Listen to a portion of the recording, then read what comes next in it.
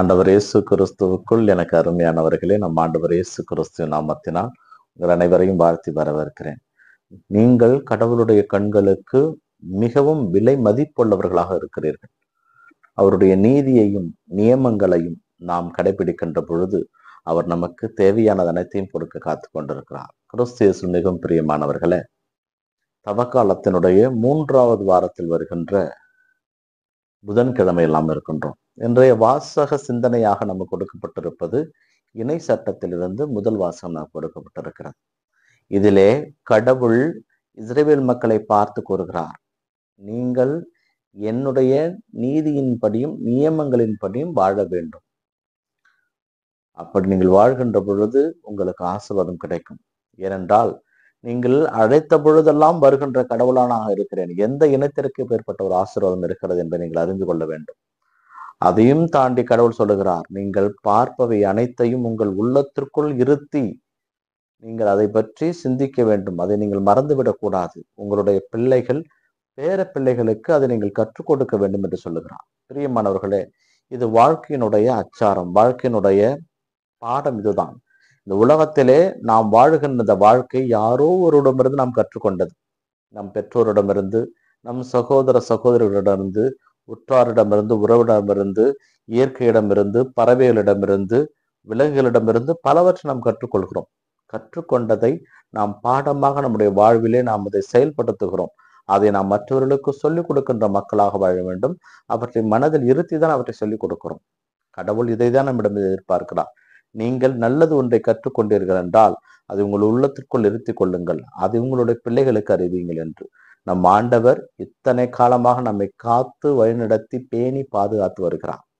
இந்த உண்மையை நீங்கள் உங்கள் பிள்ளைகளுக்கு உரக்க சொல்ல வேண்டும். ஏனென்றால் அவருடைய நீதியையும் நியமங்களையும் நீங்கள் கடைபிடித்ததால் தான் இந்த ஆசீர்வாதம் உங்களுக்கு கொடுக்கப்பட்டிருக்கிறது என்பதை முதல் வாசகம் நமக்கு தெளிவர் எடுத்து கூறுகிறது. இன்றைய நற்செய்தி வாசகம் மத்திய நற்செய்தியிலே நமக்கு கொடுக்கப்பட்டிருக்கிறது. இதிலே ஆண்டவர் இயேசு கிறிஸ்து, நான் சட்டத்தை அழிக்க வந்தேன் என்று நினைக்கிறீர்கள், இல்லை, அவற்றை பாதுகாக்கவே வந்தேன் என்று சொல்லுகிறார். அவற்றை நிறைவேற்ற வந்தேன் என்று சொல்லுகிறார். எந்த அளவுக்கு என்றால் அவர் 10 கட்டளையை 2 கட்டளையாக சுருக்கி கொடுத்தார். ஆனால் அவர் சட்டங்களை அவர் அழிக்கவில்லை. அதை இன்னும் சுலபமாக நாம் அதை பயன்படுத்துவதற்கு நமக்கு வழி கொடுத்தார். மனிதனுக்காகத்தான் சட்டம், சட்டத்திற்காக மனிதன் அல்ல என்பதை இயேசு கிறிஸ்து இங்கே மிக தெளிவாக கூறுகிறார். அதிலே ஒரு புள்ளியோ ஒரு எழுத்தோ மாறாது, அது நிறைவேறும் என்பதாக என்று சொல்லி இருக்கிறார். ஆக இந்த திருச்சட்டங்கள் யாவும் கடவுளை நாம் கண்டடைய நமக்கு வழி செய்ய வேண்டும், உதவ வேண்டும். அதுவே நமக்கு பாரமாக இருந்து விடக்கூடாது. கடவுளை கண்டடைய மற்றவர்கள் போடுகின்ற சட்டங்களும் திட்டங்களும் அவரை விட்டு நம்ம விலக்கி வைத்து விடக்கூடாது. எளிய முறையில் இறைவனை காண்பதற்கு தேவையான வழியை அது ஏற்படுத்தி கொடுக்க வேண்டும் என்பதுதான் இயேசு கிறிஸ்துவனுடைய விருப்பமாக இருந்தது.